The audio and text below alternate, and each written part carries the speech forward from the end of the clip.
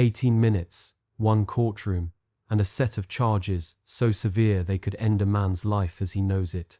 Before a single piece of evidence is shown, the air is already heavy, and as the judge reads out the first line, every pair of eyes in this room knows this isn't just another day in court.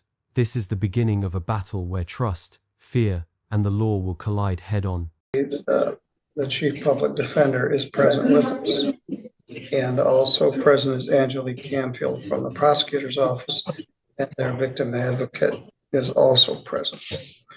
Good afternoon, sir. What's your name? Cody McCoy. All right, Cody Edward McCoy. Mr. McCoy, I'm Judge Middleton. You've been charged with a very serious offense. Let me get to it.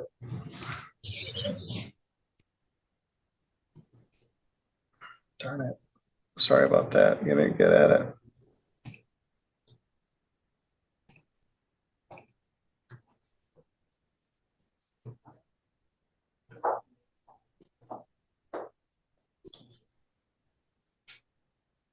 She can have a seat here. We'll be with her in a minute.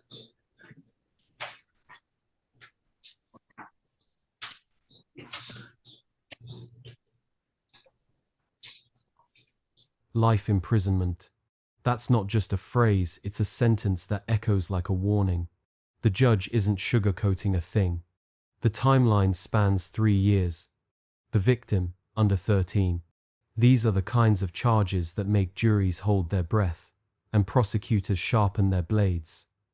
One wrong word from the defense, and this could be over before it even starts. As I indicated, this is file number 251883, Cody Edward McCoy. Mr. McCoy, the allegation in this case is from January of 21 to July of 24, sometime during that period. That's a pretty broad period. You did engage in sexual penetration with a child less than 13 years of age. That is a felony, punishable by up to life or any term of years. Second count is criminal sexual conduct in the second degree. It's alleged that you did engage in sexual contact with the same child who was less than 13 years of age, and that is a felony, punishable by up to 15 years imprisonment.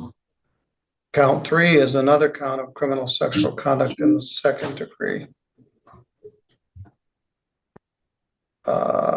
One count of criminal sexual conduct first degree and 2 counts of criminal sexual conduct second degree. Those are very serious charges, punishable by up to life imprisonment. First thing I'm going to do is I'm going to indicate that you're going to plead not guilty to these charges.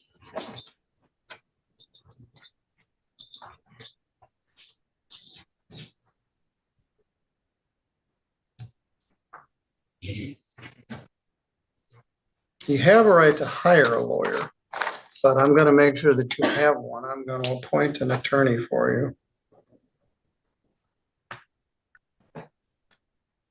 Set a pre-exam conference for September 30th at 8:30. And if we need a preliminary examination, it would be October 7th at 1 o'clock. A welder, quiet job, quiet life. But in this courtroom, none of that matters. Occupations don't outweigh accusations. What matters is what happened between January 2021 and July 2024. The contrast between his calm answers and the storm in this courtroom is chilling, and the judge is watching every move.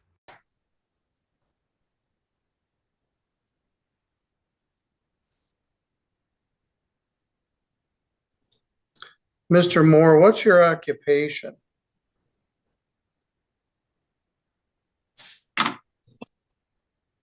Mr. Moore, Mr. McCoy. Oh, excuse me. Mr. McCoy, I'm sorry. I was looking at another file. I wanted your. What's your occupation? Do you work someplace? I'm a welder. Where's that? At a little fab shop called Ash's Fab. It's just me and the boss. And where is that?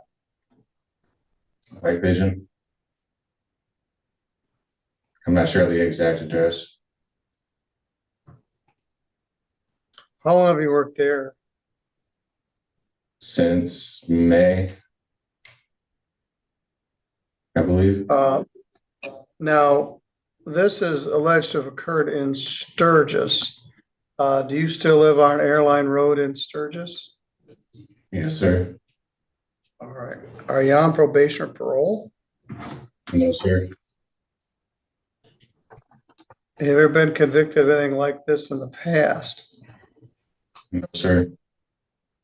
They didn't list any supplemental.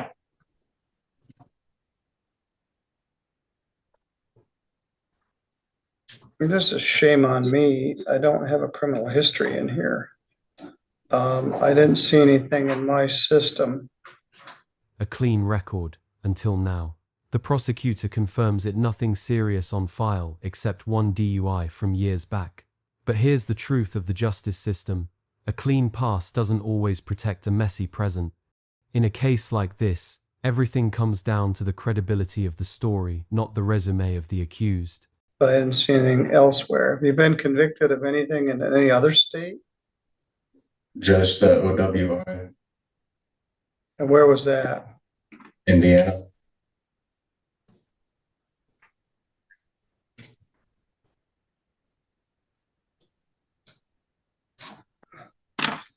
Who do you live with? Just myself. All right, as I indicated, Mr. Keith Stickley is here. He'd like to speak with you privately in what's called a breakout room. And I wanted to get some of the particulars out of the way. And I'm going to put you in a private space where you can talk with him, and then we'll talk further. Okay. All right, Mr. McCoy, one of the things I need to do at this hearing is set a bond. The first charge is what's known as a capital offense. It's punishable by up to life imprisonment. The prosecutor's office is here, and I'm sure they'd like to speak to that issue. Ms. Canfield, what would you like? This is where the courtroom shifts gears. The prosecutor pulls out the legal hammer section 6106B. This section allows the court to deny bond if the proof is strong. Translation: if the judge believes the evidence holds weight, this man may not walk out of here today. And that's not just a legal move, that's strategy. Need to know about the prosecutor's input regarding bond. Thank you, Your Honor. As I'm looking at MCR 2.306, no, I'm sorry. 6105, nope, it's 6106. Parens B 1B. It does indicate the court has the authority with a criminal sexual conduct, first degree armed robbery or kidnapping, if they find proof that the defendant's guilt may be evident or a presumption is great, the court can deny pretrial release under that circumstance. This is one of those difficult cases, however, where it is a young child who disclosed to another child. I'm the one that authorized this particular case, so I'm very familiar with the facts. I did view the interviews of the child after the original disclosure to the sister. The children then went to the mother. The mother then called, as appropriate, the police, took the child for examination, and then subsequently for a forensic interview. There were disclosures not only to the sister, but to the forensic interviewer, that in my training and experience as a prosecutor for over 15 years and a criminal attorney for almost 29 now, that there's a preponderance, at least a very strong one, which is why I authorized it the way that I did. Now, when we look at his criminal history, it is accurate. There is only, to my understanding, no Michigan history and an Indiana history of only an operating while intoxicated, and that was in 2017. When you look at the factors under 6106F, he doesn't have a significant criminal record or one that indicates these types of crimes happening previously. He appears to have resided in the community for a period of time, and his ties to the community would be the fact that he is employed and has a home and apparently his grandmother in the area. The child is out of state, the alleged abuse tied to parenting time, and yet the prosecutor makes one thing clear: distance doesn't erase danger. She's building a case around risk, travel, and community safety. Notice how she repeats phrases like no contact and concern. Every word is carefully loaded to box the defense in. My understanding is that the child currently resides out of the state and only came into the state for parenting time, which is allegedly when these offenses occurred, was during the parenting time. So my understanding is that there is no contact between the minor child alleged victim and the defendant at this time, and hasn't been for quite some time since the disclosure. So I can give the court that information. That is a very serious offense, which obviously falls under for F1E. The seriousness of the offense can be considered as along with any threats or whatnot to the victim. Because there is no contact and the minor child resides out of the state, one would think that the risk factor would be less or lesser than if they were residing together at the time. But my concern in instances like this are if he's released, he does have the ability to travel. I'm presuming he has a vehicle to get to and from work. She doesn't live very far out of the state. So that is a concern. She is very young. And it's his own child that's the alleged victim. So that also causes concern of the defendant being on bond release and around any other children. So if there is a bond set at this point and it's not denied under 6106B, I would request that the court put in a no contact provision for the victim, her. Even if he gets out, it won't be real freedom. GPS tether, no alcohol, no contact with children, every step would be monitored. This is the kind of bond where you breathe but not freely.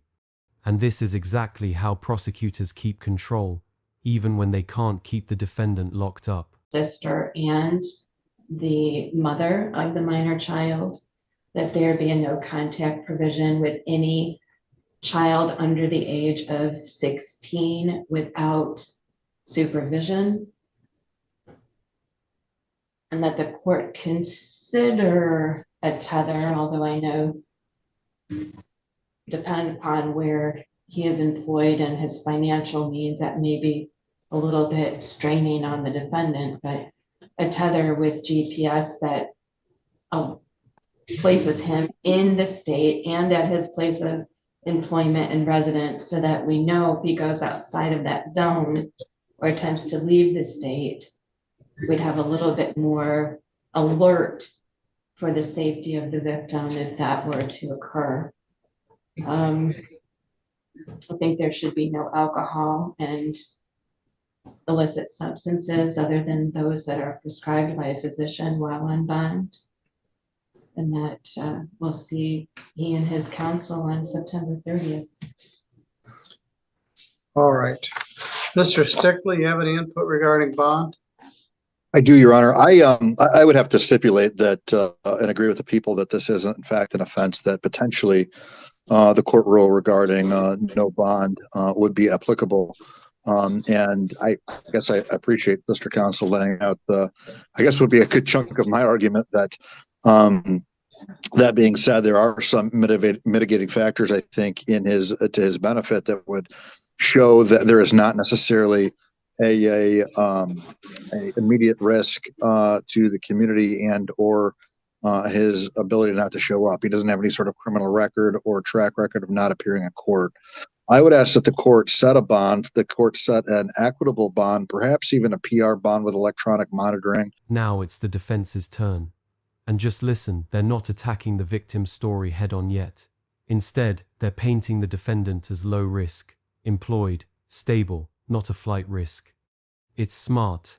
They're laying out reasons for PR bond release without cash, hoping to sway the judge's gut. That might be very appropriate in integration with community corrections. I think that's the reason for community corrections. Any alleged victim, as has already been put on the record, I don't think resides in the state. I don't think that there's been any contact between the two. I'm hesitant to give a full timeline, but my understanding it's been the greater part of a year, maybe more.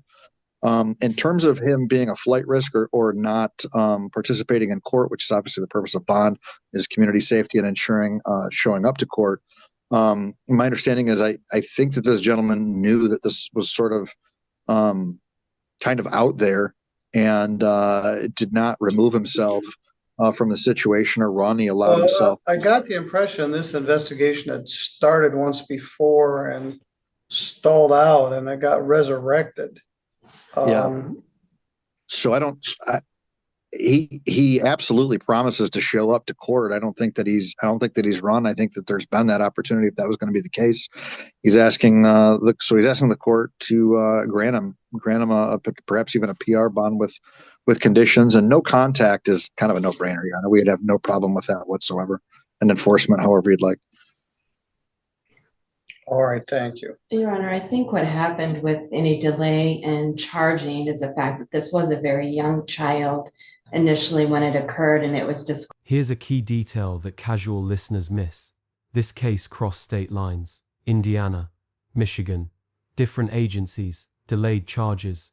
Those gaps can be gold for a defense attorney or a trap, because every timeline inconsistency can either weaken the story or strengthen the prosecutor's resolve. Close to this sister a little bit later, and then because the investigation began out of state, that agency was involved there in Indiana, as well as Child Protective Services in Indiana, that then realized that the actual event occurred in Michigan jurisdiction at the defendant's home during parenting time, which is why it was then shifted to an agency here to complete that investigation and submit for charging.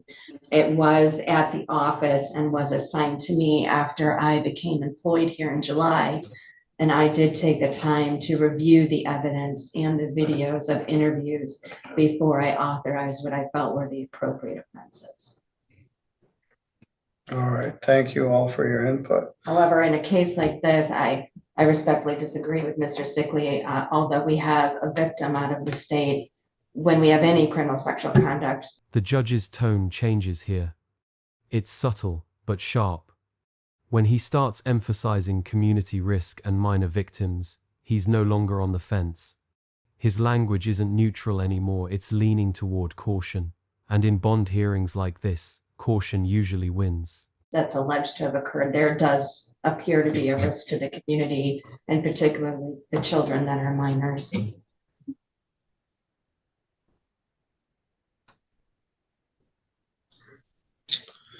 All right, I'm going to order some bond conditions: and no drugs and no alcohol.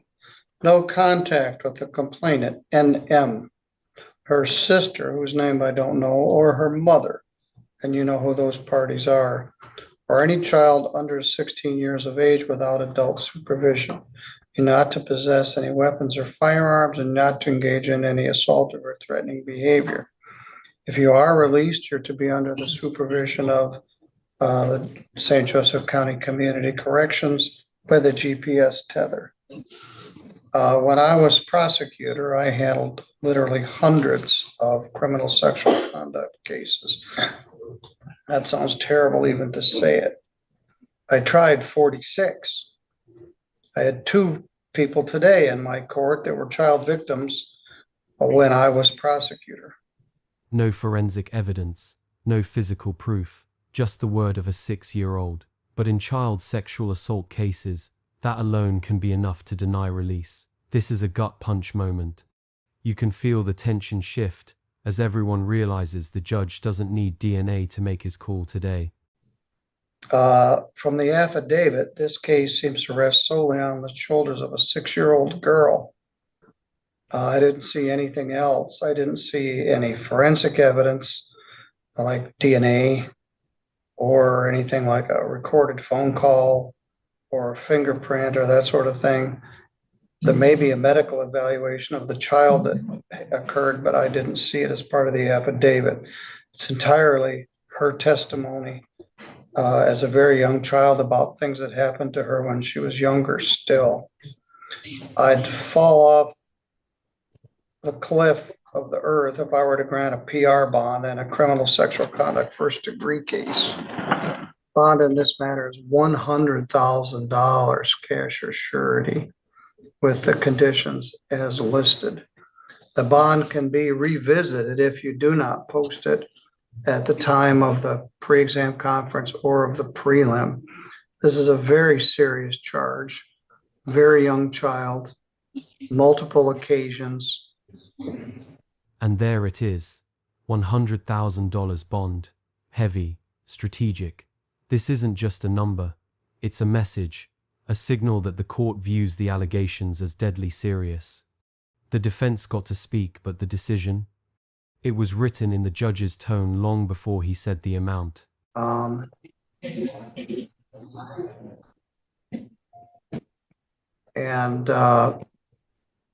That's my ruling.